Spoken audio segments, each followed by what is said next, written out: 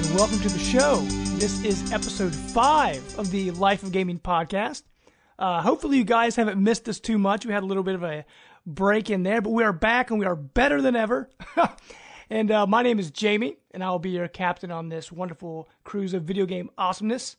And you all know my co-host, the Mr. Spock to my Captain Kirk. You did not just do Mr. that. Josh Brandt. How are you doing, sir? Doing fine. I've gone from a young, naive boy to a grizzled old man in the past 2 weeks. Bloodborne has sapped all my energy from me. But I'm here. I'm awake, so good to go. Good. That's good. So it hasn't killed your spirit Not too much. I might have had my heart broken a few times, been gouged my eyes out from the creature designs, but yeah, I'm all right. Cool. I mean, that game's getting some pretty good reviews. I mean, that's one that I obviously can't check out. Only have an Xbox One, but it sounds like a really good game. I've never played the Dark Souls series games before, but I'm big into Monster Hunter, and I know the combat is somewhat similar. Like, it takes a long time to take bosses down. It's very strategic, memorizing the enemy's moves and things like that. Right. It's fantastic. I wrote a review for the D-Pad Gamecast, if anybody wants to check that out. Oh, yeah, that's right. But yeah, there's one of my highest recommendations. And you did a Let's Play, too. Yep, did a small Let's Play counting down my top 10 games of all time, so check that out if you want. Awesome. Yes, right, and you had another Let's Play who talked about music for Axiom Verge, right? Yeah. Awesome. Yeah, guys, make sure to check out our YouTube channel. That's something new that we just started doing, but we're putting Let's Plays on there. I actually have a Let's Play of Slender the Arrival on there. It didn't last too long, but you could definitely Slender check that out. gotcha. Yeah, no, but also speaking of music, Josh, this might take you back. A band that I hadn't listened to for a while, I saw has a new album coming out. Children 18-3. Yes. I don't know if you still listen to them or not, but if you like good punk rock music, they're check out about Children as 18-3. punk rock, just downtrodden punk rock as you can get. They are very awesome. Kick you in the it's face. actually two brothers and a sister. Yep. It's really good. So if you haven't listened to, if you like punk rock, check out Children 18-3. They're awesome. But, okay. Now that we're done rambling here and sort of, getting the introductions out of the way, the reason we started this podcast, as you all know, there's a lot of awesome content being created out there by a lot of really cool people. And so we made this show to bring those people on so you can sort of get to know the people behind the content. And today, our episode, you've probably seen him on the Facebook groups. We have Allan from Full Fat Gaming. Hello. Allan, how are you doing today? I'm very good, James. Thanks. Oh, sir. Awesome. So hopefully you're happy to be here, enjoying the show a little bit so far. I've listened to every episode so far. They keep me entertained in my drive to work, enjoying them greatly. Hopefully entertained in a good way. Oh, absolutely. You actually enjoy it, right? Well, good. Well, now we're getting started. Like I said, we want people to get to know you. So before we get into the video game stuff and what you're doing with Full Fat Gaming, just tell people a little bit about yourself. Yeah, well, I live in Aberdeen in Scotland.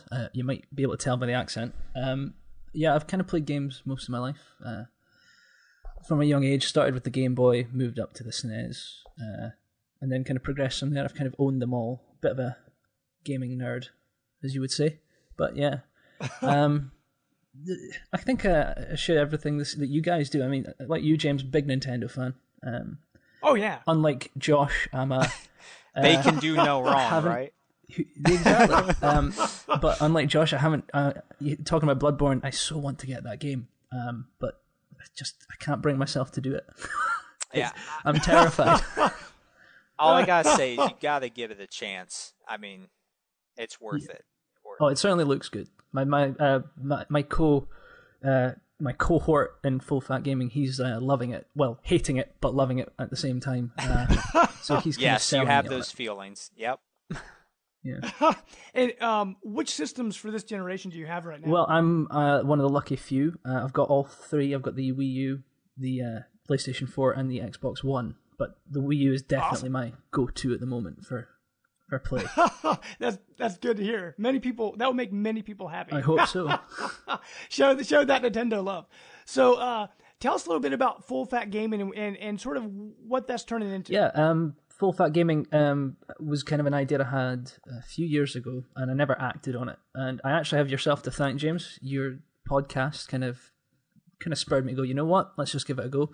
At the moment, we are a Twitter and a Facebook page. The goal is to get a website up and running in the next few months. And we are planning, and the big announcement, I mean, you might have seen the teasers on kind of the Geek Guru page and on Twitter, is that we are going to have a podcast recording at the end of the month, giving a bit of an international spin on things. But yeah, ultimately the idea is to have a website. Been getting some practice in, like Josh, a couple of articles up on the D-Pad Gamescast, which, those guys are doing some really great stuff. Oh yeah, absolutely. What they're doing is kind of what I would love to be doing, but being a one-man show at the moment, or two-man, we're kind of planning how to use our time effectively. That's awesome. Sure. Awesome, man. I mean, I've absolutely been looking forward to what you're going to be bringing out. And I know that even though, like you said, you don't have anything specifically to full fat gaming right now, but you're writing things on D-pad, and you're also, I don't know if people have seen them or not, but all those Geek Guru images you've been seeing floating around. Yeah. Allan is the man making those. So the ones with the Geek Guru image on Shovel Knight and Mario Kart and all those awesome images you've been checking out. Allan has been the creator of those, so you have him to thank. So, but dude, those are awesome. Those I really like. Every time you make a new one, man, I'm always cracking up. They're fantastic. It's oddly therapeutic. Bobby, the Geek Guru, he's kind of like my muse. It's really weird. Nothing like coming off a night shift and going, what will I Photoshop his face onto today? It's great. Oh, dude, that's hilarious. Awesome. Well, I guess we will get the show started in our news section, and it's what we like to call Captain's Log.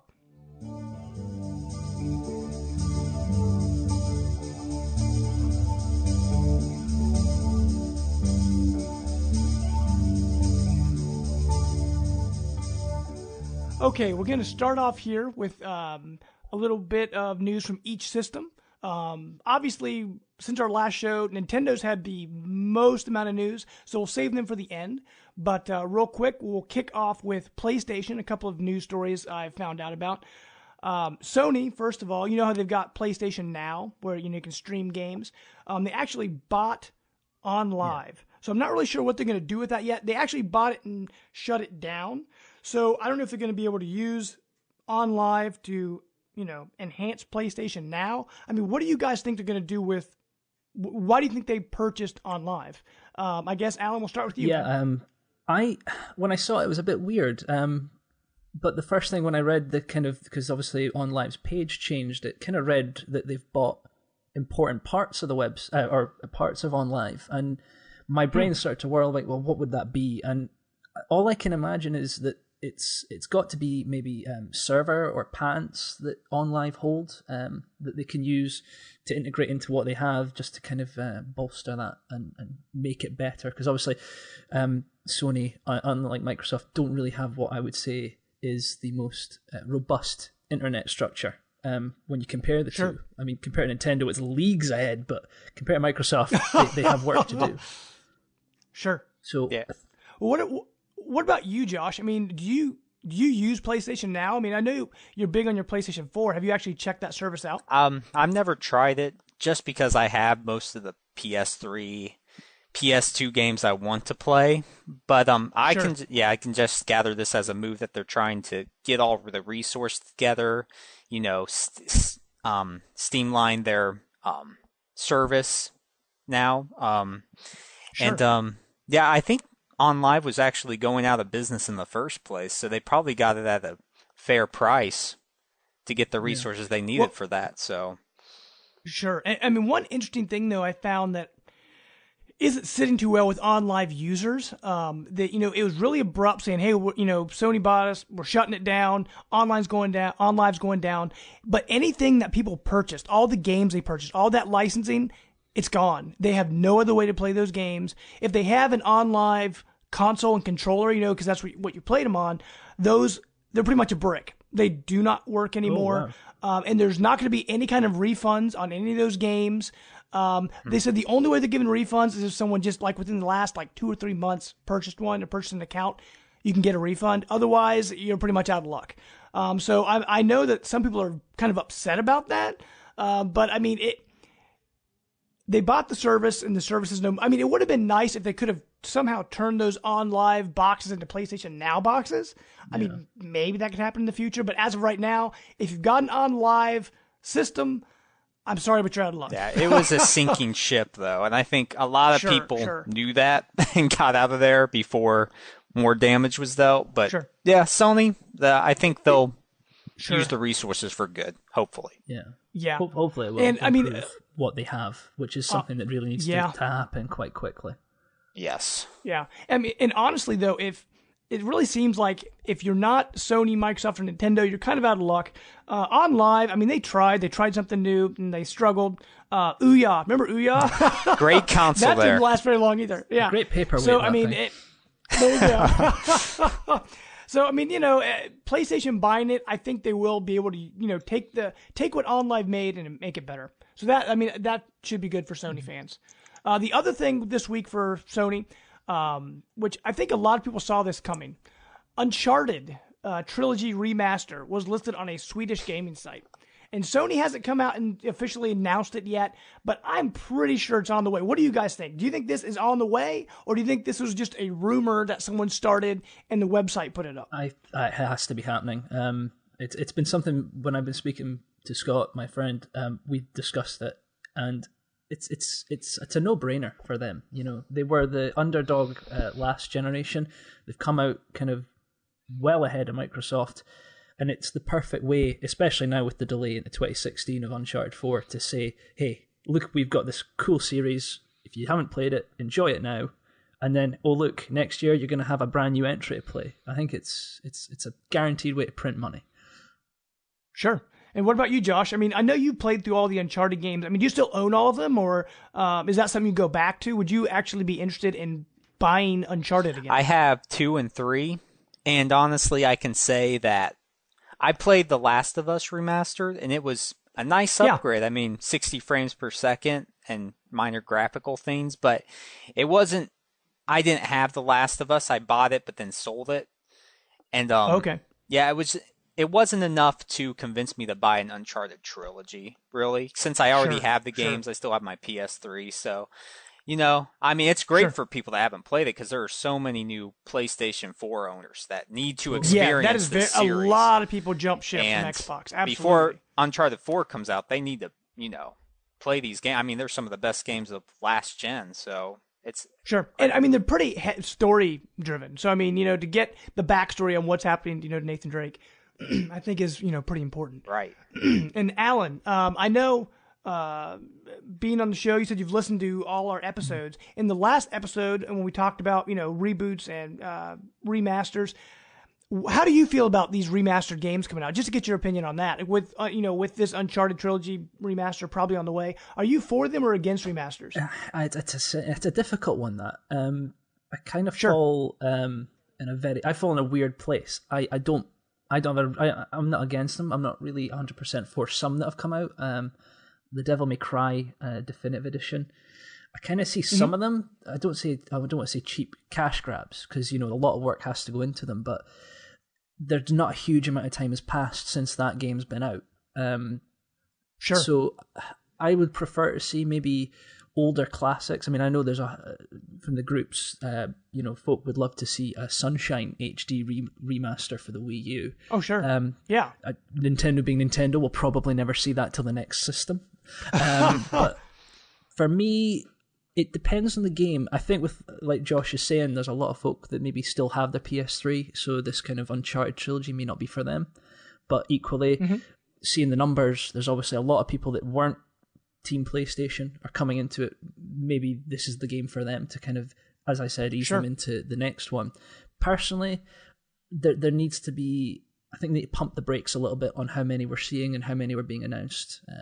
I don't maybe mind now and again to kind of fill in the gaps. I mean, certainly I think that's an issue with all the consoles at the moment is empty spots in the release calendar. But yeah, I think maybe they should slow it down a little bit, make it special, make it like event releases, if you will.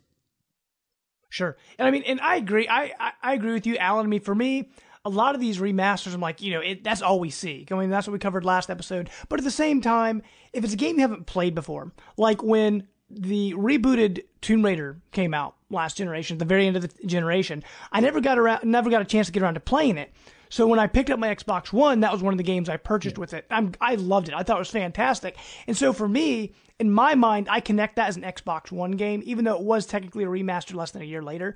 But I'm glad I got, because I never experienced it before, I think going back and playing it on an older system after getting the Xbox One, it would have showed its age more. So I'm glad I got to play it with, with new eyes through a new system. So I actually like that a lot. But actually, speaking of Xbox, we'll get into our Xbox news here. One thing Xbox just announced, with Xbox One, they're trying to make it, an all-purpose entertainment center, and you can actually plug your cable box and your satellite through it. Well, now they're actually going to allow you to use the guide system for over-the-air antennas. Cool. I think that's just for the U.S. and Canada right now. But like for myself, me and my wife, we haven't had cable for a long time. We actually have over-the-air antenna, so we get most of the channels we want. And then on top of that, we've got Netflix and Hulu and Amazon Prime. So we feel like we don't really need cable. So this is actually a decent option. So even when I'm playing Xbox, it can still remind me of what shows will be coming up. I guess this will go more toward Josh, since right now it's just in the U.S. and Canada. But Josh, what do you think about this? I mean, you don't have an Xbox One, but I mean, would something like this appeal to you? Being able just cable reminders and being able to switch to your TV and things like that. Would that, if you had the opportunity, would you use that feature? It's a game changer, James. No, it doesn't make a difference to me. I'm like you. I have Netflix, Hulu, Amazon. Yep. All those things are fine to use. And I mean, it's great if you have cable and you use it for that, and now you can, use the antenna on top. I mean, that's great. But yeah, I mean, overall, it's just, convenience, but it's not like a big thing that I need. Oh, I need to get this Xbox One now. So yeah, sure. Well, Allan, what about you? Because I don't really know how this feature isn't really available for you, though, is it? No, the great thing about this is I can lend you all a very different perspective on it, because sure, that's absolutely, it's definitely what we want. These TV features, they never seem geared towards Europe. They're always American, or if like Japanese, they kind of push with that. They never seem to kind of fully flesh them out when they get here. There were some Sky features, because obviously Sky is kind of the big provider in the UK. That were on the Xbox 360. I think there's some of that has slowly filtered in the Xbox One, but it always kind of feels half-hearted over here. I don't really see it as a feature that kind of affected people's purchasing decisions on the Xbox One over here. I'm kind of with Josh on it. Sure. It won't really affect me as an Xbox gamer. It won't really affect anyone coming into buying it. They're not going to look at it and go, oh, no, it won't play Sky. Oh, well, PS4 for me. If they want an Xbox, they're going to buy it for the games. They're not going to kind of be too worried about that feature, I think. It's like Wii TV. That never came to anything over here. Yeah, that's wondering, very true. Why do you think they don't show more love to the UK? I mean, you're right. I mean, it seems to come out US, Japan, other areas, features. I mean, because there are a ton of people that buy video game stuff in the UK. I've always sort of wondered. I didn't know if you had a guess. Sky I think it might have something to do with Sky. They're very insular about what they do. It's kind of our way or the highway. I mean, where I stay in the UK is up in Scotland. We had a cable system or network that just completely flatlined and disappeared. And I'm not lying, in the space of 6 months, the number of satellite dishes you saw on TVs just exploded. You couldn't walk down a street without seeing a satellite dish. And I think that's a big issue, is that Sky know we're in charge here. We'll do it our way. And I don't think, again, it kind of maybe doesn't meet with what Microsoft wanted to do, or what Nintendo were trying to do, which is, we want to do it our way. Sure. And it's like, well, no, it's our way. Bye. Right. UK's way or the highway. Exactly. Oh, man. Oh, that's funny. Well, the next story with Xbox, which most people already saw coming, Quantum Break was delayed until 2016. And a lot of people were looking forward to that game, especially myself. I really loved Alan Wake. I like what that company's putting out game-wise. And I actually talked about Alan Wake a little later in the show during our topic of the week. But Quantum Break getting delayed, to me, I don't really see that as too big of an issue. We still have a lot of big Xbox games coming this year, especially with Halo 5 really kind of being the beacon out there. Everyone's looking toward Halo 5, and I think that with that, Quantum Break would have gotten looked over anyway. So if it gets moved into early to mid next year, I'm totally fine with that. Yeah. What do you think about that, Alan? I mean, since you're the other Xbox owner here. Yeah. I think anyone that wasn't surprised or was surprised by the delay obviously didn't follow the Alan Wake situation when it was first announced. That game, it seemed to be in development for ages. I mean, it started out as a massive open world game. It was on the PC, and then it just kind of completely, flipped round and became Xbox for initially exclusive and became this kind of TV. It completely changed. So it's not surprising. I'm totally for games getting delayed. The more polish that these guys can give a game, or any developer can give a game, I'm all for it, especially when you kind of see some of the games that have released this year that have kind of completely been a mess. Absolutely. I want this game to be good. I want decent things to play on my Xbox, and this game is one of them. Hopefully, though, 2016 is starting to look really crowded, though. And I haven't got a very big bank balance. They're just going to push it all to 2017. They'll delay it some more. So, the only other thing Xbox-wise I wanted to bring up with you, Alan, another thing they showed off, I don't know how big of a Halo guy you are, but they released those dual Halo 5 trailers. I don't know if you saw those. One was from Master Chief's perspective, one was from Locke's perspective. And I enjoy Halo. I'm not a huge Halo guy, but when I saw those trailers, I'm like, this looks awesome. Yeah. What was your perspective on those new Halo 5 trailers? Oh, so good. I mean, it's difficult to take from a trailer what the tone in the game's going to be, but I'm hoping that from what we're seeing there, they've kind of... I mean, I loved Halo 4 for what it was. I don't think it was the best Halo game. For me, that's ODST, but I know I might be alone in that one. But yeah, it struck this kind of dramatic tone. They're obviously kind of trying to play with the character that is Master Chief. What is he now to us that the war's over? And obviously they're introducing Locke. Whether that's to continue, I don't know. But oh man, those trailers were brilliant. And Well, what do you think about all this Locke integration? Because a lot of people think that because they're showing off Locke so much, and he was in that, I can't remember what it was called.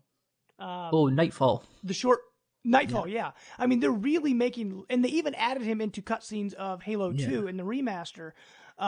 What do you think about them putting so much emphasis on Locke? I mean, do you think he's going to be a playable character in Halo 5? Yeah, I absolutely think that. I think what they're doing is smart. I think they're trying to avoid what happened with Metal Gear Solid 2. Metal Gear Solid 2. This is my opinion completely. I could be wrong. Do not take this to the bank. But I think what happened with that game is that with the demo that we got and kind of all the trailers focused a lot on Solid Snake, and everyone was like, "I'm playing Solid Snake in a new Metal Gear game," and then it's like 5 minutes of Snake, and then it was Raiden.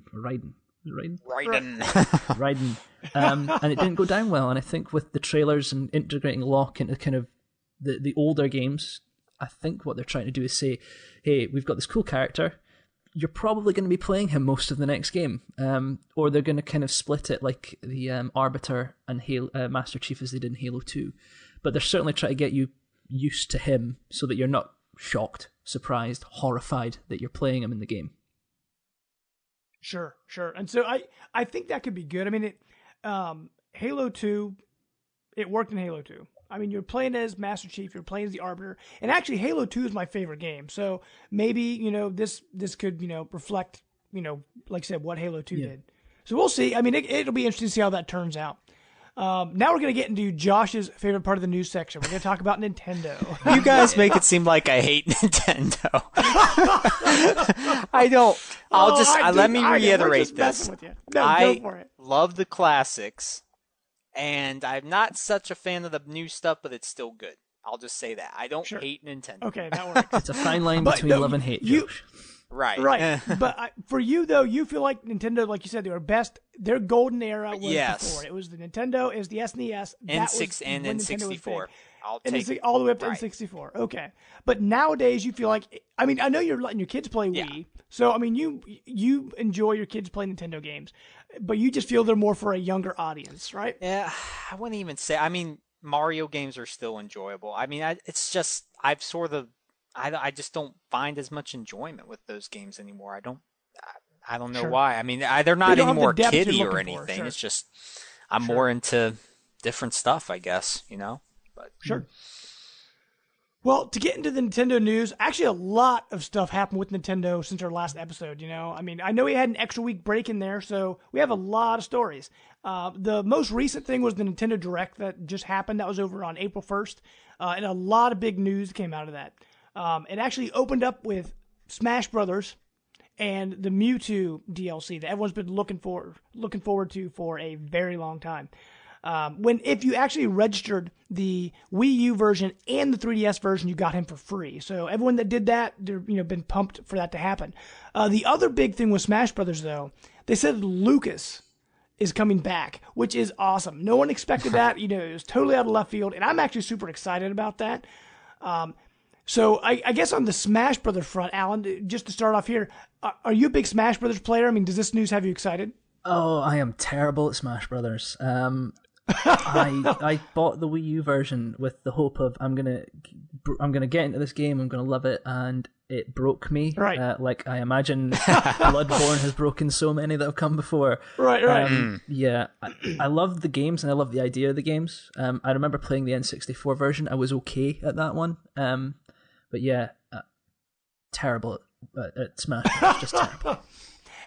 What about you, Josh? I mean, I know you haven't had much hands-on time with the Wii U Smash Brothers. I mean, the times you come over to my place, we play it. How do you feel about the new Smash Brothers? I mean, have you enjoyed what you've been playing? Yeah, I mean, that would be one game that would be a must-own if I had a Wii U. Sure. But yeah, what they're doing with the DLC with the characters, I think, is brilliant on Nintendo's part, actually, because... Oh, absolutely. Them getting a DLC is very smart. And I just keep adding characters to it. I mean, it's going to keep people coming back, check out the characters. And I mean, Lucas was, a cult favorite. I mean, you played with him. I think you liked him a lot. Oh, yeah, absolutely. So, absolutely. I mean, it's a good move. Well, I guess that brings up another thing we talked about with Smash Brothers, adding new DLC. Right now on the Smash Brothers website, they have 4 boxes that are not filled in, which people are assuming they're for DLC characters. And right now on the Smash Brothers website, you can vote for anybody you want, who you want to see in Smash Brothers. So both you guys, I'm going to give you can name one character. If you could have one extra character, who would you have? Because Alan, you just looked like you were like, oh my gosh, how can I only name one? So I'll give you time to think. Thank you. Josh, who would you have? Let's go for I'll go for one with one of Alan's awesome picks here. He made of the Geek Guru Shovel Knight. That would be pretty awesome. Absolutely.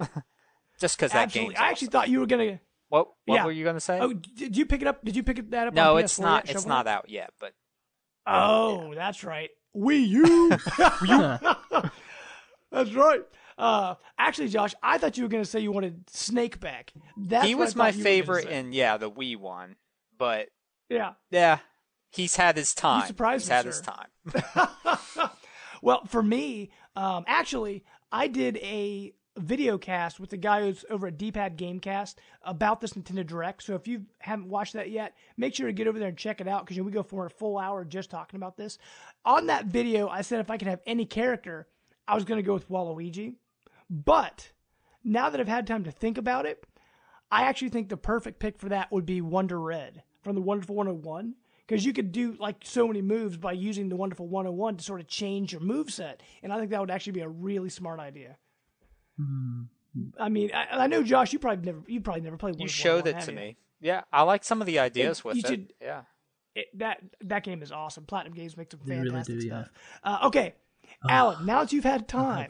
Not enough time. What do you think? The first one off the top of your head. I think I'm going to have to go with something a little bit off the top, and something I don't think people... But I think I'd love to see Chibi Robo get a character. Oh, okay, sure. Because Chibi Robo doesn't get enough love. But he's had, 3 games, I think? He did. He had a few DS titles as well, but I just think he kind of would fit right into that world. It's the whole idea of toys coming to life and fighting each other. Plus, he's got that little electric plug that he carries about. Many good moves that you could come up with that. You know? I just think Chibi Robo. That's right. There you go. That's a good choice.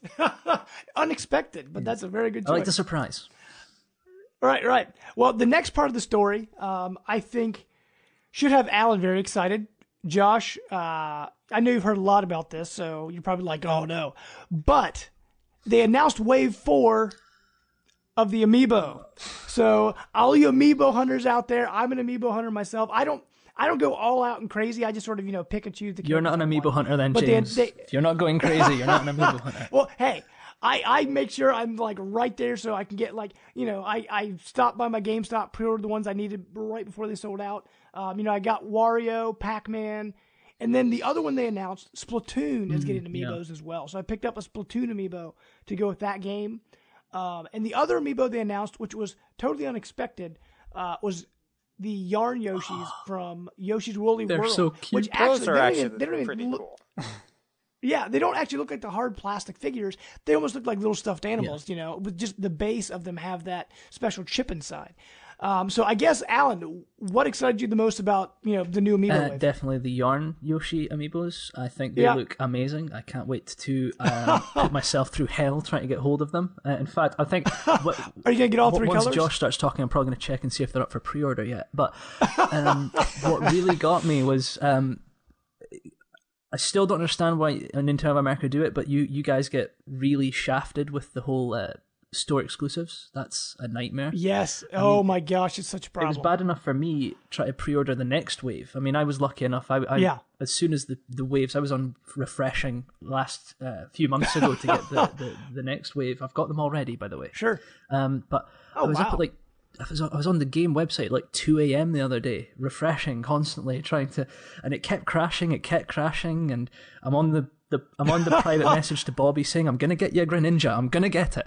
And eventually, after 2 hours of trying, I managed to hopefully get hold of 2 Greninjas and a Jigglypuff for myself. Wow. For us here in America, that's such a problem because Greninja, I believe, is Toys R Us, and Jigglypuff is Target. But the problem is, I guess Jigglypuff sold out, I think, in like 4 minutes or like something crazy like that. And they're not, to my understanding, they're not selling them in stores and they're only selling those online. I might be wrong about that. I know Greninja, I believe they're selling in stores. But yeah, it's just a mess. But Ness, who is a GameStop exclusive, he seemed to be a little bit easier to find because everyone I know that wanted Ness got him. That's good. But although when I went in to my GameStop to get my pre-orders done, their systems are all down. Like people are having so many problems just trying to order these little pieces of Nintendo plastic. But I'm very happy. The one I really, really wanted of that wave was Wario. I wanted to have Wario. And so my brother-in-law was like, hey, I'm at GameStop. And I was still at my job for another 2 hours. I'm like, I'm not going to be able to get over there in time. He's like, hey, do you want me to order you anything? And I'm like, well, go ahead and get me Wario and get me Pac-Man. So he's like, I could do that for you. So, he went ahead and added it onto his pre-order. And so when I went back later in the day, when I decided to get that Splatoon Amiibo as well, I found out Wario was already sold out. And I'm like, I wouldn't have got him otherwise. So Amiibo hunting can be very stressful. It reminds me of your story about trying to get hold of your Monster Hunter 3DS. It's the same problem. Yes. It's like work gets in the way of what we have to do to give Nintendo our money. I know, because they only make so many, and they're timed exclusive, and they're like store exclusive, and it's such a problem. I mean, it's a problem, but it's a problem that can easily be fixed by Nintendo, and I feel for the American hunters like Bobby and all the great guys over the NBC Amiibo group, because they just need to step in and be like, one each of each figure per sale. That's fair. Instead, we're getting folk buying up hundreds. I think there's one guy around, he bought $3,000 worth of Rosalina amiibos just crazy, as a big FU to the community, and it's like, well, that's not fair. Yeah. I mean, that is frustrating. But what can you do? I mean, all we can do is fight the system the best we can. The bad news is it doesn't look like the Yarn Yoshis are up. I'm on the website just now. No. That's heartbreaking. Keep hunting, Allan. Are you gonna get? Right, that's right. Keep hunting. I will. Are you gonna get all 3 colors, or is there a specific color you're looking for? I will accept the green and the blue one, but I like the set. Yeah. But I'm one of those weird ones that I won't open them. I have. You may have seen the photos I've posted if you're on the groups Yes, of I my have. wall. I have. You guys should definitely check those out. It's quite sad. My girlfriend, every time she looks at me, just shakes her head and gives me that look of, this is who I love. And it's like, okay, I'm sorry. Oh, that's hilarious. Question. Oh, what is the main appeal to you guys of buying these things? Really? Because I don't see the application in the games, really. I mean, Sure. It's like Nintendo just not to go all out with these things. I mean, in the gameplay side. But, I mean, they look cool, but I just was wondering what you guys really Sure. Well, Alan, go ahead. You can start. Well, I mean, yeah, for me, it's the completionist. I mean, I will say I did not intend to become what I have become with Amiibo. You're a monster. It's ridiculous. It's like I bought a couple. I think it was I saw the Toon Link and I thought I want that. So I bought the original Link. I thought that'll be me, and that was the bug because we have all our boxes are numbered, and it's like. Oh, wow. So I think that adds to my anxiety. I can't now have a missing number. But sure. I'm lucky to be getting help with like some of the rarer ones. Bobby, Paul's the Geek Guru. He is sending me Gold Mario at some stage, which is great. Yeah, that's still awesome, not announced here, but I just collect them. And as I say, it's just something switched in my brain. I think I was listening to Brian Altano and Jose Otero and Per Schneider on the NBC talk about it. The conversations they have are great, and I think that also stoked the fire for me of I have to have these. Sure. But yeah, I don't open them. I don't use them. I'm strange. Yeah. See, me on the other hand, I actually use them. I put them in Smash Brothers. If we ever pick up the new Mario Party, I know I rip them out of their packages. Oh my gosh. I don't want to think about it. Right, and I mean, I use them in Mario Kart, and get the costumes and all that. If I ever find Toad, I'd put him in Toad Treasure Tractor. But for me, the reason I like them, I'm a big Animal Crossing fan, and you just can't go out and buy little Animal Crossing figures. The only way I'm ever going to be able to own a villager figure is an amiibo, And the only way I'm going to own, sure, you see Mario and Bowser and Luigi, the main ones, and other toys and things like that. But some of the more rare characters, you just can't find them anywhere else. And this is the only way you can get, like, a Captain Falcon. Who's going to have a Captain Falcon action figure? I mean, that's just not, it's just, if you can just go and spend $12, I mean, of course, that's probably a bad example because he's impossible to find. But, I think for me, that's the appeal, is just being able to get collectibles for games I love where there's no other collectibles available. The problem though in that is that obviously people know that now, and because of the way Nintendo are doing it, you can get a Gold Mario here on eBay, on Amazon in the UK, but it costs you like upwards of some people are £200. It's like, I wouldn't spend. Yeah, that. that's crazy. I say that, but if I had the money, I probably would just to have it. But I'm lucky. Sure. Well, when Wave 1 came out of the Amiibo, I'm trying to think which one I bought first. Donkey Kong. Donkey Kong was the very first one I bought. I'm like, I'm not going to buy anymore. I just want Donkey Kong. I thought it looked cool. Wanted to see what it was about. That was the bug for me, right? And I love Animal Crossing. My wife knew I did too. And she's like, let me buy the villager for you. And I'm like, well, I don't really need it, but... And then she surprised me and got it for me. And now looking back on that, I'm like, that is awesome. Because, I never would have had it otherwise. She's a keeper. So... That's right, honey. I love you very much. Because I know, she does go ahead and listen to the podcast each week. But I guess to move away from Amiibo now, one thing for Josh, just to talk about Josh, because before you're saying if this came out into America, I might get a Wii U for this. Fatal Frame. They announced Fatal Frame is officially coming to America this fall. So what do you say, Josh? You gonna get your money out and go buy your Wii U now? well, sir. No. You are a liar, sir. Now I'm reassigning that. I'm going to say if a From Software exclusive game comes out, then I will.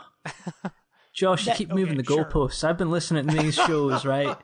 We need to get you on a game that you will say, if it comes to Wii U, I'm buying it. Okay, I hear it is officially from my word. From Software exclusive Wii U game, day one buy. Right there. I'm going to get a Twitter campaign going right now. This is the thing. I think with The Legend of Zelda, I sense something, the new Zelda that's coming out, I think they're it's going to be something like with the Wii and Twilight Princess, where it's like both systems. I think this is sort of the death knell for the Wii U. I know I'm such a pessimist, but come on, guys. Sure. No, sure. But I mean, and that is another story I just wanted to bring up. Zelda for Wii U has been delayed. It's been delayed until 2016. With that, I guess, Alan, what do you think they're going to use to, or do you think they have anything to fill the void of Zelda being missing? I think I like this might rub some of your listeners up the wrong way, so I apologize if your figures dip with this one. Oh no. I'm a little bit happier that Zelda's been delayed. Sure. Again, I'm happy for games to be delayed. I think they're doing something they've not done before. Let them get it right. However, and I know we're going to be touching on this later on, Xenoblade Chronicles X is coming out, and that game looks huge, and I am so looking forward to playing it. But I don't think I could have two competing massive open world RPGs in my life at the same time. And I think both would suffer from me trying to split time. So I'm happy it's gone. I think we'll see a big shift. If Star Fox is still coming out, I think E3, that's going to be their jewel in the crown. I'm kind of hoping that the rumours that maybe this is a platinum game aren't just rumours, because obviously there's the April Fool. Oh yeah, I'm hoping there's some. Be so it would be great. I'm hoping there's some truth in that, but we'll see. Good it's been delayed, because one, I don't have the money or time, I think Star Fox, or maybe I think it may be instead of one big game, it's going to be a lot of little, really good games, which is what they've been doing really well recently. Sure. And just to sort of, piggyback off what you're talking about with Xenoblade Chronicles, one thing, they had their final Xenoblade Chronicles, I guess kind of a mini direct in Japan. They've been having them somewhat frequently. And they announced today that for Xenoblade Chronicles X on Wii U, if you buy the disc-based version, you're going to need to install about 10 gigs of data. And they broke that down. 2 gigs of that will be the basic information. Almost 3 gigs will be your enemy data. Almost 4 gigs will be your player data, and almost 2 gigs will be the doll data, which is like the robots, things like that, your AI. And so that's interesting for a Wii U game, but this game is huge, so I'm not too surprised with that. I guess real quick now, to get out of our news section, real quick, we're just going to talk about our bargain news section, which we call My 2 Cents, and just sort of discuss, what you can get on sale right now. Really, right now, the big thing that's happening at the beginning of the month, PlayStation Plus, they're free games this month. For PS4, you can get Tower of Guns and Never Alone. Never Alone actually looks pretty cool. I'd actually like to check that one out. I know that one's coming to other systems as well. On PS3, we've got Dishonored and Aru's Awakening.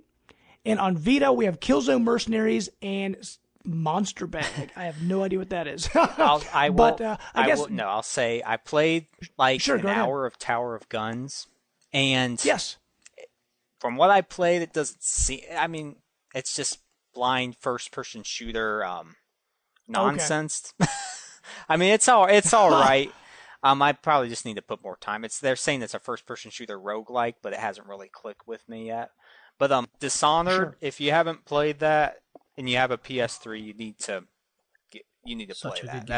That's one of the best games of last gen, in my opinion. Sure, absolutely. On Xbox, for their games with gold, for Xbox One, you could download Child of Light, which I've actually started. It's a pretty fantastic RPG, and Pool Nation FX. So if you like pool, that's free as well. I haven't actually checked that one out myself yet.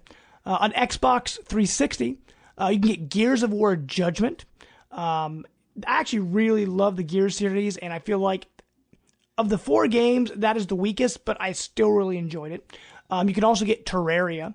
That is the first half of the month. The second half of the month, you'll be able to get Assassin's Creed Black Flag and Army of Two Devil's Cartel. So those games you'll be able to get on your Xboxes for the month of April. Game. So that, people keep sort of calling that Minecraft 2D. Kind of like a 2D side-scrolling Minecraft, yeah. Cool. I mean, that's definitely one to check out. It's more robust, I feel. There's a lot more. Oh, than Minecraft? There's a lot more to it. A little more complex, but yeah, it's pretty cool. Awesome.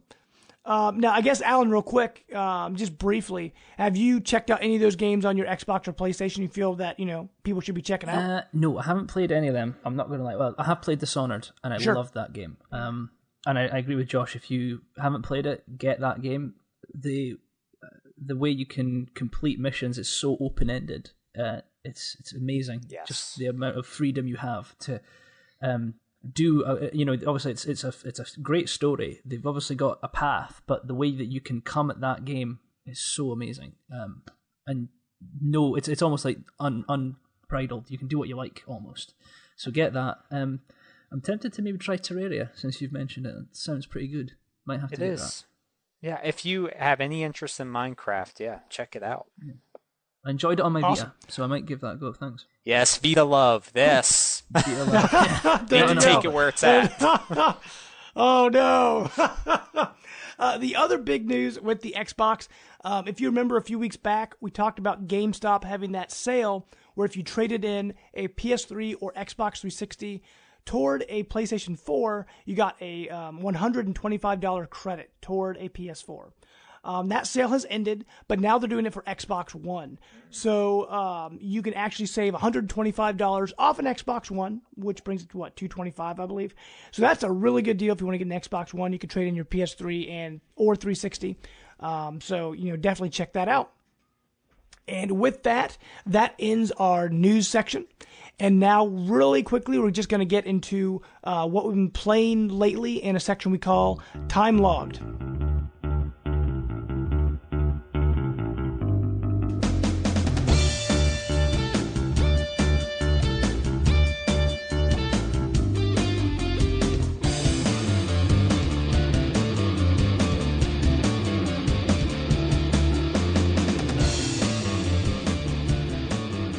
So, I guess, Josh, real quick, we'll start with you.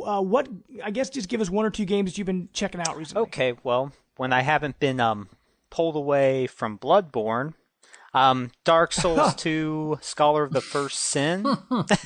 So from one nightmare to another, friends. Right. You hate yourself, Josh, don't you? Yeah. Just a little bit. Right. Well, I played Dark Souls 2 before, so I sort of know what's going on, but it's really cool. For as far as remasters go, this is how they should do a remaster. I mean, it runs silky smooth, and they've added new enemies.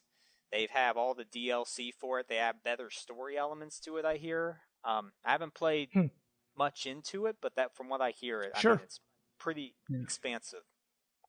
And I've never played Dark Souls, but I feel like I may get it on Xbox One to check it out. Because, I mean, like you said, it's one I've never touched before, but now it's remastered. It comes with all DLC, and that might be a good point for me to jump on. That comes back to the...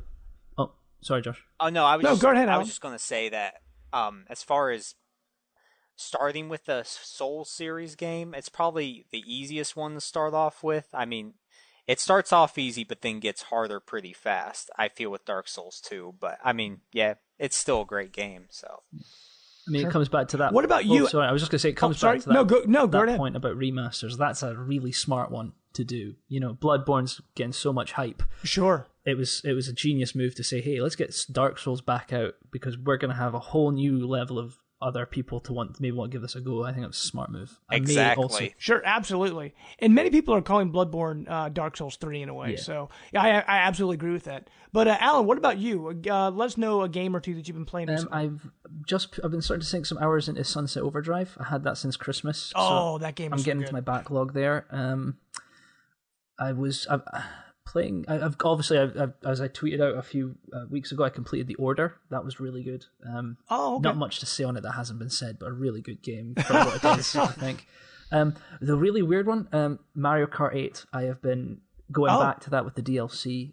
We've also got the new DLC coming out, and then the 200cc. That's going to be my Dark Souls. That's right. Thank you for bringing that up. I totally forgot to mention that in the Nintendo Direct. Yeah, that's right. Mario Kart 8. They actually moved the DLC up a little bit. It's actually coming out April 23rd. And it comes with all that Animal Crossing Courses DLC. And the 200cc, which is going to be crazy.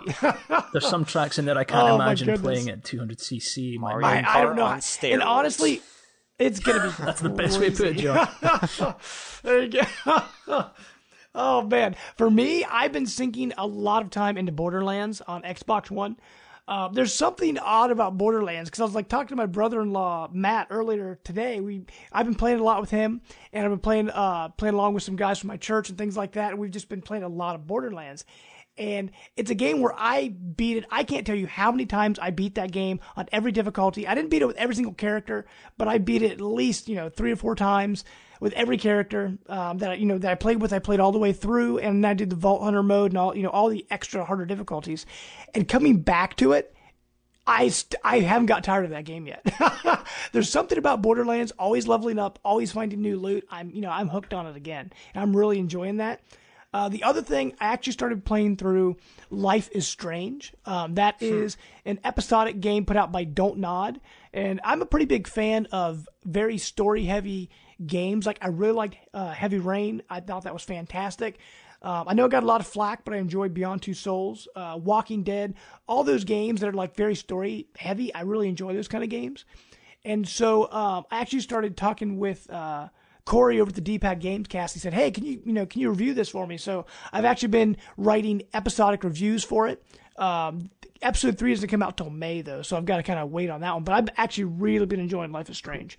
So if you like those kind of games, absolutely check that out. There's not much gameplay involved. It's more choice driven. Okay.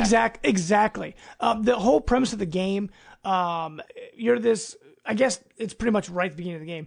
You're this girl in this, special academy, and you see someone get shot in the girl's bathroom.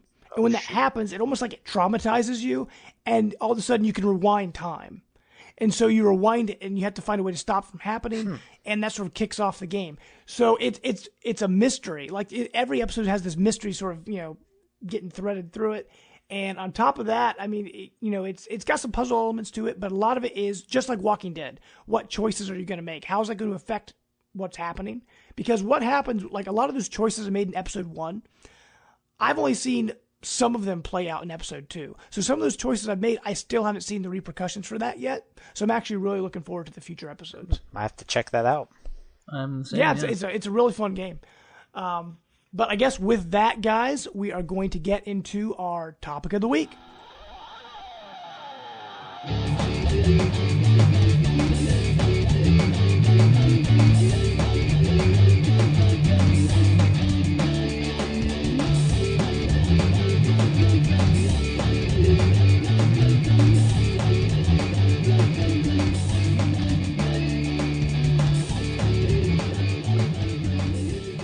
Okay, guys, topic of the week this week, as many of you know, and as Allan has been promoting for us, we are talking about video game movies, the good, the bad, the ugly, the fantastic. Mainly ugly. And what we... I'm just kidding.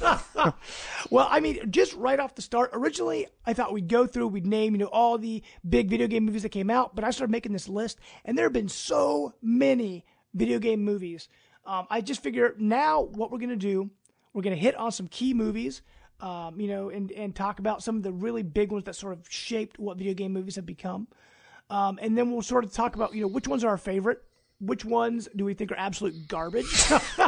We know where that's which going. Ones are kind of like that. Right.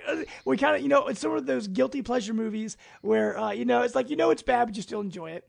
And then we're going to kind of cap off that topic. We're going to talk about like maybe 1 or 2 movies where we would love to see this game made into a movie. And this is who we think should star in it, or, who we think we should direct it, and sort of give our own take on that. So with that, we'll start right off the bat with video game movie number 1, which everybody talks about, Super Mario Brothers. I felt physical pain. Super Mario. Super Mario Brothers came out May 28th of 1993, and it actually made almost $21 million at the box office. But the overall ratings, all the ratings I'm using are actually from Rotten Tomatoes. It had a 16% on Rotten 16. Tomatoes. So Really? that is not too great. 16?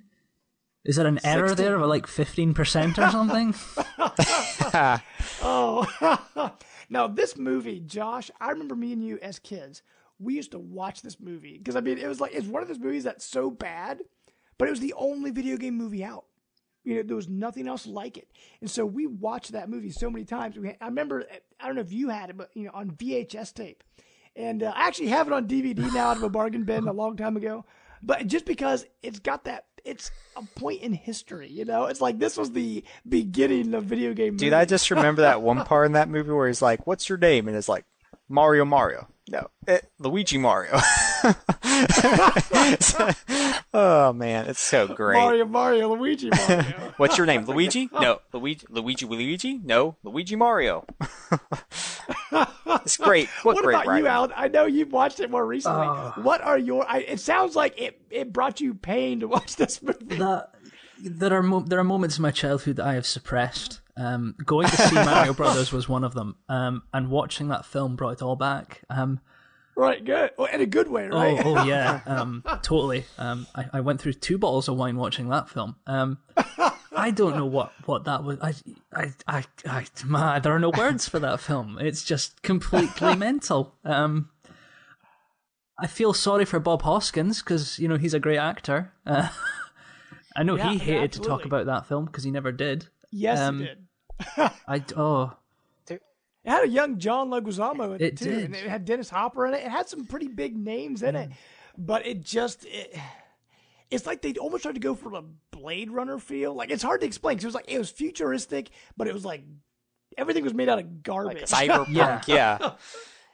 It has an interesting backstory though with the directors. It does. There's like a whole documentary on it. That maybe some of the actors made their lines up on the go and they just went with it anyway. I mean, yeah, it's pretty fascinating to read about. That's funny. There's a new book out I actually read last year on holiday. It's the Console Wars, which is kind of co-wrote by Seth Rogen, and they they briefly touch on it, and it does sound like it was a complete nightmare for Nintendo to get that thing going. A lot of change in directors, and then the script, I think if I'm right, what they originally signed on for wasn't what got filmed. It sounded horrible, and what we got was horrible. So it was all horrible. It's all horrible. Right, it all just turned out horrible anyway. Yeah. Well, the next video game movie, I don't know if you guys remember this or not, because it really didn't make a lot of money, but Double Dragon came out November 4th, 1994. And it only made $2 million. So that is much less than Mario's. They probably 21 spent like million. $20 million on it. And it has an 8% rating on Rotten Tomatoes. Now, did either of you guys see Double Dragon? I wanted to stop you there. There's a film with a worse rating than Mario. How is that possible? Did you watch it? No. Because I remember seeing this as a kid. It was really, really bad. Because for some reason, in the early 90s, they were like, what they thought made good kids movies was really strange. Like everything had like this dark, they try to give it a dark atmosphere, yet a cartoony feel.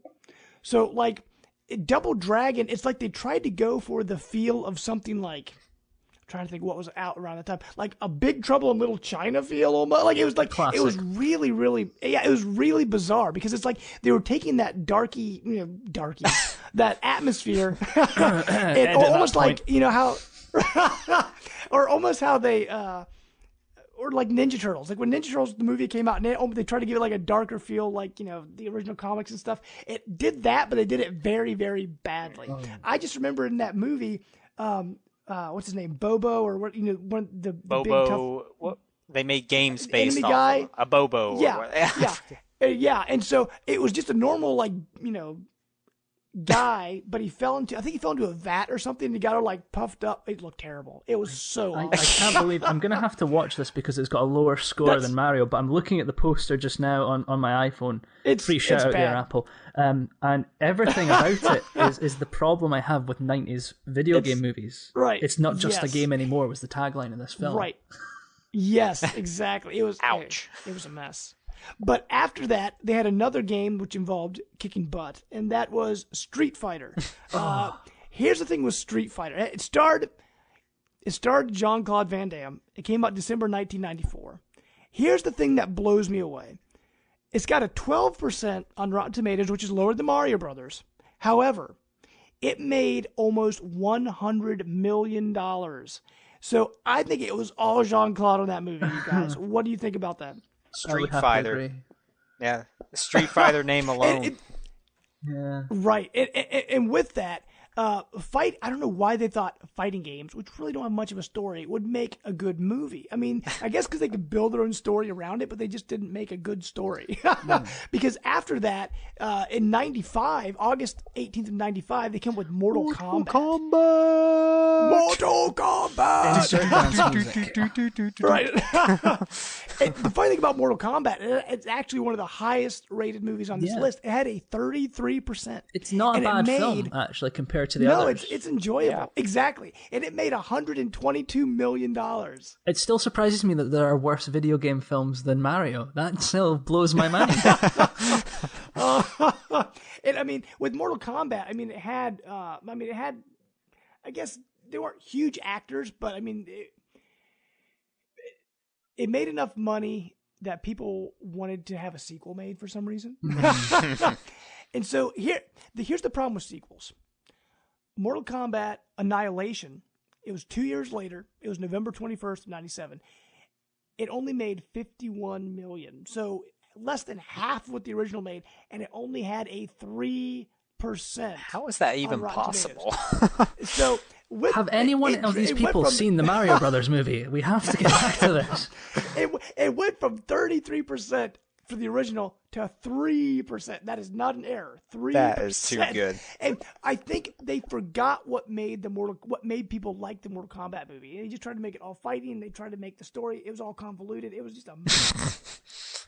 I've got, because leading up, I've lost my ability to talk there. Leading up to this podcast, I was thinking about video game films, and then I looked back, and there's a lot of parity between video game films and comic book movies. And comic book movies were in the same place in the 90s as video game films. They just didn't know how to treat the source material.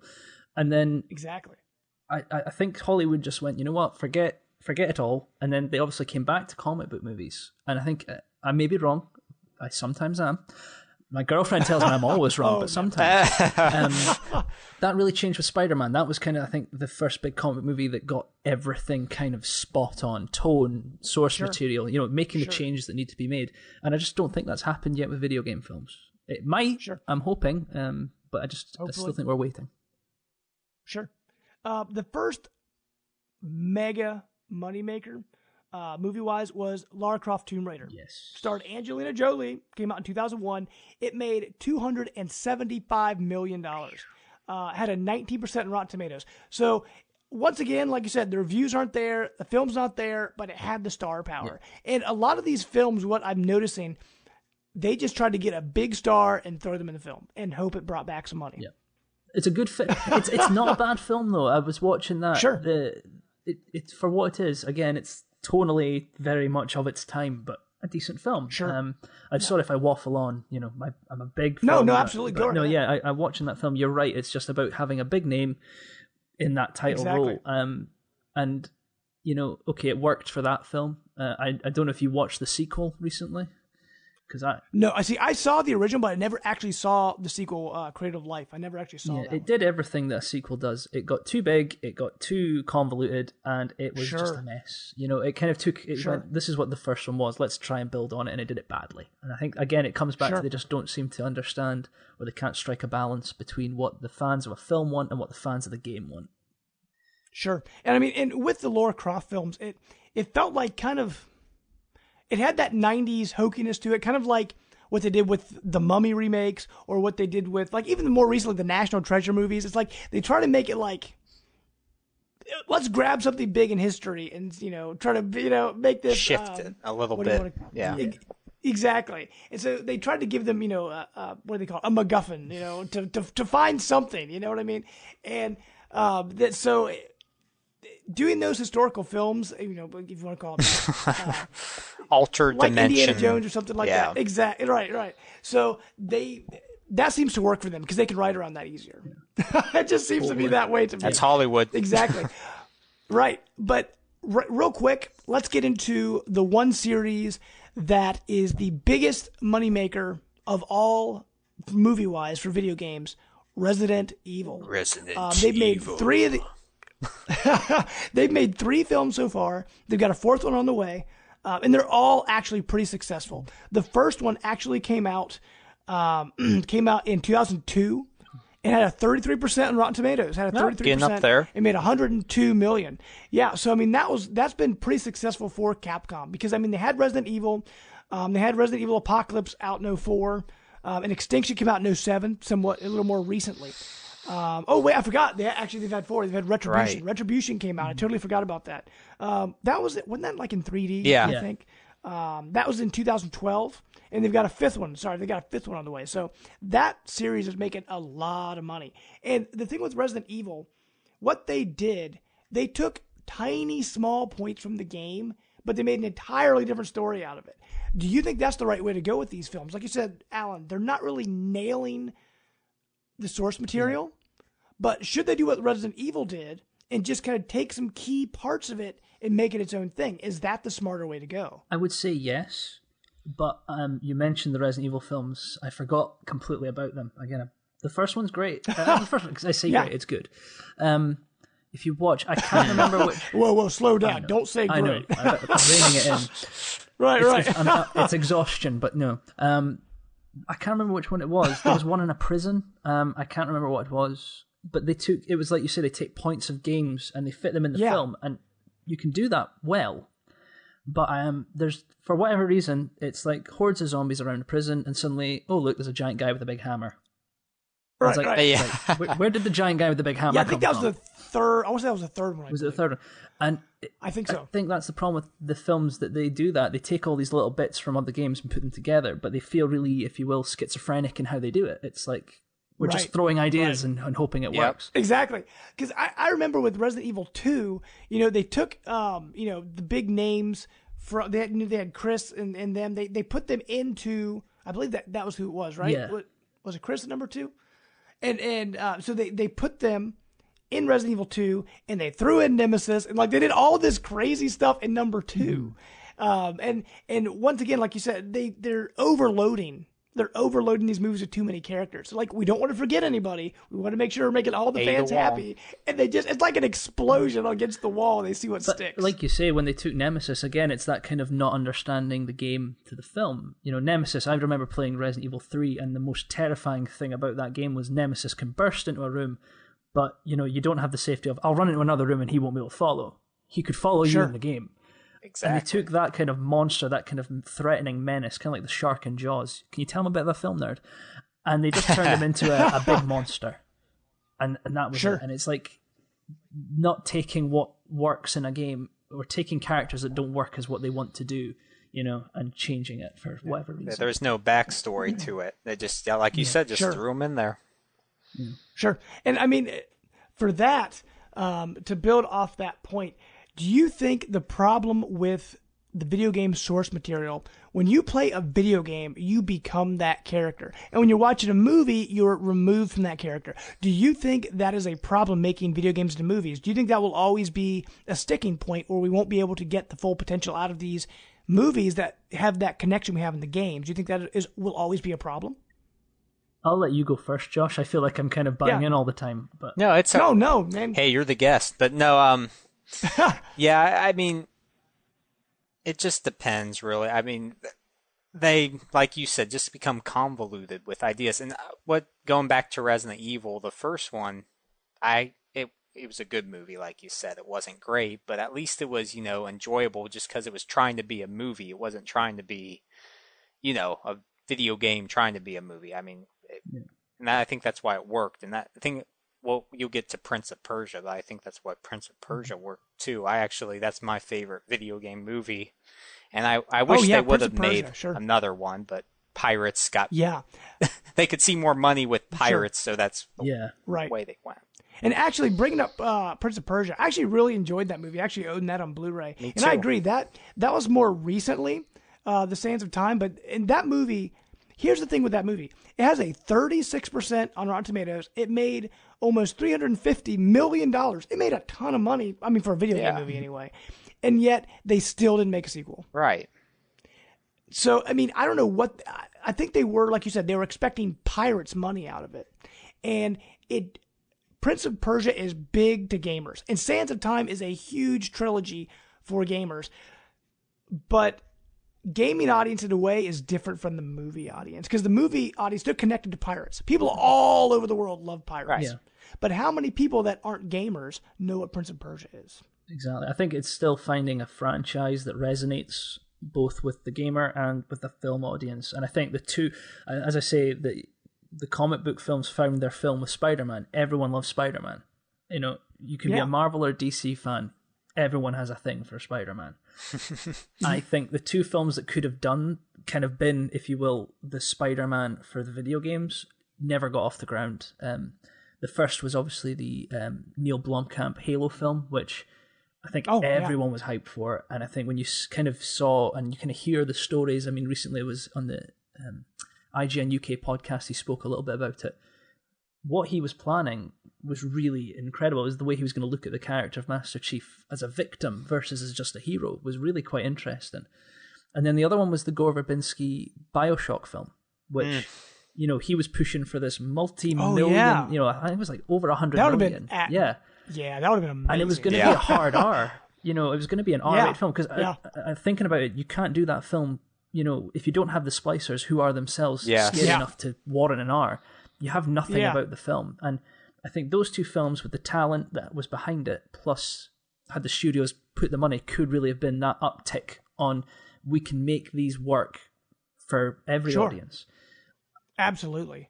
I mean, I guess one thing I was going to do from here, I guess I'm going to change up my outline a little bit for the show. Since you're talking about BioShock, since you're talking about Halo, one thing I wanted to ask you guys, what movie that they've talked about coming out, like the BioShock, like Halo. I know they've mentioned, you know, there's a Ratchet and Clank movie they talked about coming out. They're talking about making an Assassin's Creed movie. Of the ones that are currently in production, what video game movie are you excited for that you think, like you were talking about before, Alan, can bring in a wider audience? Which video game movie currently in production do you guys want to see? I guess, Josh, we'll start with you, man. It's got to be Sonic the Hedgehog. No, I'm I'm totally kidding. Right. All I see is it's in to be announced movies coming up, and also cut the rope. Right. No, for me, I would say Mass Effect. I think they can make a good space sort of opera movie out of that. I think get some good, as far as video game movies go, have some good action. Sure. Have somewhat of a good story. Maybe go somewhere from Commander Shepard, but that would be pretty cool to see. Sure. What about you, Alan? I mean, what upcoming in production movies are you looking forward to? Well, won't go into that list because I'm already taking up a lot of your time. But no, that's okay. I think the video game Go film, right ahead. For me, when you're asking, you know, which is the one that could bring them in, it's definitely the Last of Us movie that's being, or is still rumored to be in the works. Yeah. I think with the talent behind it, and personally, if they cast Hugh Jackman as Joel, that's the spot on casting for Joel. There's no other guy to play that character. If you've seen Prisoners, anyone that's seen Prisoners knows I'm right. That is such a good movie. It is so good. I think that given it's not. I think sci-fi. I think Mass Effect would be ace, as Josh is saying. It would be an amazing film. I think it would be very difficult to sell to a mass audience, but I think a character-driven, maybe drama edging on horror can be sold better. It can also be done lower budget as well, and I think that's a big thing for video game films in the short term is, can we do it low budget and make a good return? And I think that could be the film. That could be the Spider-Man for video game films. They make it sort of like The Road. Exactly. Or The Road. Eli. Yeah, absolutely. The Road was a good. I really enjoyed that film, but it didn't really hit with everybody. But I think they can make a better version of that, and that would be pretty awesome. Sure. And I mean, honestly, you guys already mentioned, you know, two really big films, which I think would be awesome. I guess just to mention one you guys haven't talked about yet, Assassin's Creed. The only reason I'm talking about that with Michael Fassbender, I mean, you know, he's going to be in it, and he, if anybody else was doing it, I'd be like, you know, I'm not really sure. But he's been in, you know, so many big movies. He absolutely has the, you know, the acting ability for it. I think he could pull it off. As long as they don't let the story get too convoluted like the games have become. And maybe if they can like just stick to the, you know, to Ezio or whatever story they decide to do, just stick to that one story. And maybe they could like through the credits. You know how they do special credit sequences? Maybe then jump to the present. You know, do something like that where it's not splitting all these stories apart, which can make it confusing. That could absolutely be it. I feel like it could be like Prince of Persia, because there were parts when I was watching Prince of Persia, I'm like, that's totally Assassin's Creed the movie right there. Like, you know, when Jake Gyllenhaal was like standing on top of a tower, you know, and the camera would pan around him, I'm like, that's absolutely Assassin's Creed. And so I think Assassin's Creed, they could definitely turn it into something big if they do it right. Yeah. A lot of people know So about we'll see what Assassin's happens. Creed too. Absolutely. I mean, it's one of the biggest franchises out there right now. They're making them every year, which seems like overkill, yet they are selling really well every year. So absolutely, I think that could definitely be a strong series. Agreed. Real quick now to get to another part of the show like we talked about before, just to see where you guys fall. Movie, if it's not announced, but it's a video game series you love, what video game series would you like seeing turned into a movie? And who do you think should star in it? One thing I was doing with this, I was talking with my wife because, me and her were big movie buffs. We watch a lot of movies. And the one movie I kept coming back to, or game I kept coming back to in my head, was Alan Wake. I'm like, Alan Wake could be an awesome movie. You guys may not agree, but like M. Night Shyamalan, like his earlier stuff, you know, if he could get that direction back, and that new show he's got coming out called Wayward Pines, I think he could actually do a really good job with an Alan Wake movie. And when I was watching the Alan Wake trailer, I'm like, who could play Alan Wake? And I'm watching the old trailers for the games. I'm like, Colin Farrell looks just like Alan Wake. Like, it was like, I was looking through like people. I'm like, he could actually be a pretty good Alan Wake. But that's just where I was kind of like tossing around in my head. I don't know if you guys agree with that or not. I mean, he's actually in the whole reason that I even thought that, I was pulling up IMDb, looking through, you know, actors and stuff, and on the front page, they had a photo of Colin Farrell for True Detective Season 2. It was like right there on the homepage. I'm like, oh my gosh, that's exactly what I'm looking for. Like, just image-wise, it just sort of, you know, fit the picture. That's a good choice. Yeah. Right. Well, I know Josh, you're over there laughing quite a bit, but what do you think about that? No. Just don't turn any of my beloved game franchises into movies, and we'll be good. No, I'll give you one. Sure. Just for kicks and sure. giggles. Well, okay. Right. Well, what do you think, Mr. Laffy Man? What do you think would be a video game series that would work as a movie? I'm gonna go with a fairly recent one here. How about it already pretty much is a movie, The Order? I mean, okay, sure. It's got the action. It had some semblance of a storyline that they could build off of, I think, and yeah, why not? I don't know who would play the lead parts, but well, that you didn't fully answer the question, sir, so no points for you. Dag nabbit.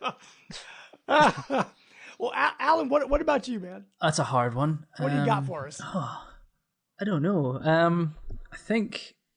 Oh, it's difficult to say. I like your Alan Wake one. Your Alan Wake one's really good. I like the idea of that. I think for me, I would go a bit more obscure. I don't know if you remember the game Fahrenheit. Yeah. By the Heavy Rain people, I think I believe, it's that kind of film. It could be done low budget, and it's really kind of twisted and wacky, which I think, and if I could have my dream director do that film, would be Fincher. Just doing that, going full out David Fincher, just going crazy would just be amazing with that film and that world. That would be mine. Another obscure choice from the weird Scottish guy, but that's perfect. That's exactly what we want. One more I want to throw out there just because it popped into my head, and I don't know if you guys would agree with this or not, but there's been a lot of talks and rumors about, you know, Legend of Zelda getting on Netflix, becoming a show, blah, blah, blah. Who could play Link? And now this is really, you guys would probably think I'm crazy, but I was thinking, because when I was thinking of movies, I'm like, I gotta think of Nintendo, and I couldn't really think of anything, but I thought Legend of Zelda. I started thinking of, you guys might not know who he is. He's Anton Yelchin. is his name, I believe. He was the guy he was in Star Trek. He played Scotty in Star Trek, his movie Odd Thomas. Like when I see him, Okay. I just picture him with pointy ears and like, the green outfit on. I could actually, he's got the features and like facial wise, body type, all that stuff. I think he could actually be a pretty good Link. For some reason in my mind, I made that connection. I'm like, he could actually be a good Link. There you go. Because he's actually a pretty good actor. I mean, I think he could do the job. Yeah, I think because I know, I think it was he Chekhov in the Star Trek movie? Yeah, Chekhov. That's who it was. That's right. I know that there'll be angry Simon Pegg fans if we didn't correct that. That's right. You're right. I'm saving you the hate tweets for that one. Thank you. But no, yeah, that is a good out there choice. I like it. I can imagine him. Thank you. And it popped in my head. I'm like, that's too good not to mention. What about Metroid? Just have the female lead covered up in the helmet the whole movie, then pop it off, and there's Sandra Bullock turning around. No, I'm just kidding. That'd be terrible. From the director of Gravity. Oh, dude, that's hilarious. Alan, do you have any more for us? No, the only one I wish would happen is the Halo film. Or actually, no, sure. I lie. I think Halo needs to stay where it is now. I think when you see the TV shows, I think they're doing all right there. Give me my R-rated BioShock movie. Give Gore Verbinski the $200 million he wants. Give me that. I second that. Or I'll be happy with the Deadpool movie. I don't know. Sure. Yeah, Deadpool. Can't wait for that. Oh, yeah, thank God it's rated R. That's been pretty exciting. I know. We'll see how that turns out. Well, real quick, to cap this off, just to end the movie talk, what is one video game movie where you know it's bad, but you still enjoy watching it? What about you, Alan? We'll start with you. It's like this movie's trash, but you still enjoy it. You go, Josh. Oh, sorry, okay, go ahead, Josh. I'll take the pressure off. I'm going to say Silent Hill. Oh, okay. I don't know. It was really a crappy movie, but just something about it. I mean, bringing in Pyramid Head and just the over-the-topness of those crazy not witch people, the nurse, no-face people. Yeah, I just like how corny it was in that aspect. Sure. Well, Alan said you're still thinking about it. For me, it's Doom. With Doom, the first-person shooter scene at the end of that movie, it was so crazy and so out there. I'm like, oh my gosh. and with The Rock and all, that movie was that movie was crazy. But for me, it would have to be Doom. Those are really good shouts. Doom specifically, I forgot they even did the Doom film. Yeah, Doom was great. I'm going to kind of go out there, and this one might get me some. I may lose fans if anyone enjoyed my hosting here. It was one of the Uwe Ball movies, and I know straight away people are going to be up. But it was the Dungeon Siege film he did. Is so terrible because it came out after the Lord of the Rings films. It's so bad. I'm mesmerized every time I watch it. You've got Burt Reynolds as the king. I mean, straight away, it gets points for that. But yeah, it's so terrible you can't take your eyes off it. It's like when you drive past a car accident on the freeway, you kind of rubbernecking and looking. It's the same thing with that film. It's a beautiful mess. Yes, it is. Hilarious. Emphasis on mess. Right. Well, I mean, one thing that we know, guys, video game movies are still going to happen. We already know a bunch of movies coming out. And there's already been many made, some successful, some not so much. But hopefully, guys, you've enjoyed, talking about this. Hopefully, our listeners have enjoyed hearing us ramble on about this, and they're probably listening to this right now, naming off all these movies that we should have talked about, or said, they should make this movie with this actor, or maybe they thought our actor choices for our movies were Hugh Jackman for Joel. Sorry. Yes. But whatever you guys, hit us up on Facebook, get in the comments of the podcast, and just let us know what you think, because we always want your feedback. We always want to improve our show and make it better. And as you guys know, we are a bi-weekly podcast. So, we'll be back in a couple weeks with episode 6. And with that episode, we're actually going to be talking about, pre-orders and the collectibles that come with them. What are some of those outrageous collectibles that come with pre-orders you can't believe that you bought? or I can't believe it was priced that much. So we're going to be talking about that. And we're actually going to be featuring Mark from the Warp Whistle podcast. He'll be our guest on that show. Also, we really want to thank Allan for coming on the show. I know our time schedules are a little bit different. I think it's like 3 a.m. over there right now. 4 to 4 right now, yeah. Wow. But you're a third shift worker, so you said you'd come on for us, and we are very grateful, man. Thank you for coming on the show. No, thank you.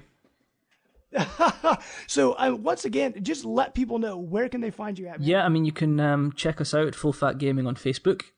You can follow us at Full Fat Gaming on Twitter, and you can also follow me at Allan_Paxton on Twitter as well if you're interested. Awesome. And, make sure to keep putting out those Geek Guru photos, man. I have so many now, because Mark, who you have in the Warp Whistle, he's yes. I don't know if you're aware, they were doing a show, kind of a Mario Kart tournament tonight. He's getting in on the Photoshop action as well, so there's new ones coming. Love to come around. Awesome. We always look forward to those. It's fantastic. Well, you can always find us. We're on Facebook, Life of Gaming Podcast. Make sure you can download us on iTunes. Rate us on iTunes, guys. We would love that. We're also on the Microsoft MP3 store and all those places. We are also on Twitter at Life of Gaming Pod. You can find us there. We've got a WordPress page where, we've got our podcast listed there as well. You can find me at James+12. And where can they find you at, Mr. Brandt? Minus the Brandt. Awesome. Well, hopefully you guys can, follow us and just, listen to our musings, our interesting anecdotes.